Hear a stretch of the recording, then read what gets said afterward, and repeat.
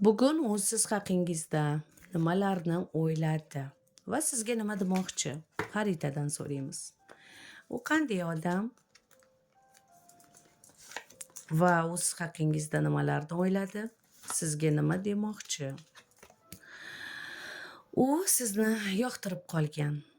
Ayol bo'lsa ham yoki erkak bo'lsa ham. Agar bu videorolikni erkak kishi ko'rayotgan bo'lsa, ayol, ya'ni siz unga qiziqarli insonsiz, sizga qiziqmoqda. O'zi ham judayam qalbi toza inson.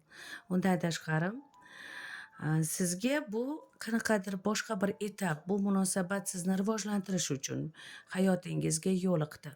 Sizni rivojlantirib, sizga boshqacha tuyg'u berish. Ammo siz buni yolg'on deb qabul qilyapsiz. Bu yolg'on, bu illyuziya. Mani aldayapti bu. Bu prosta tak aldayapti deb o'ylayapsiz. Xo'sh, yo'q, aldagani yo'q. Bu uning gaplari rost. Uning ishlarida hozir ozgina krizis va muammolari bor. Muammolari borligi rost. Aldagani yo'q. Sizni rahmingizni keltirish uchun aldagani yo'q. Unda hammasi yana 20 kunlarda joy-joyiga tushib ketadi. Ishlari yurishib ketadi. To'siqlar esa tarqab ketadi. Ha, to'siqlar tarqaydi.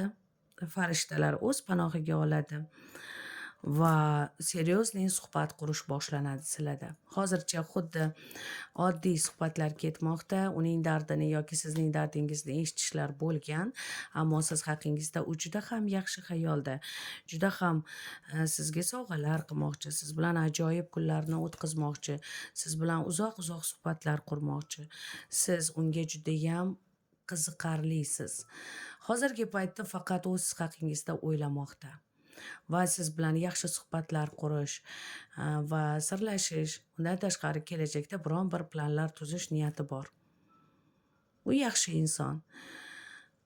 Shoshilmasdan arqonni uzun tashlab suhbatda davom etavering. Sog' bo'ling.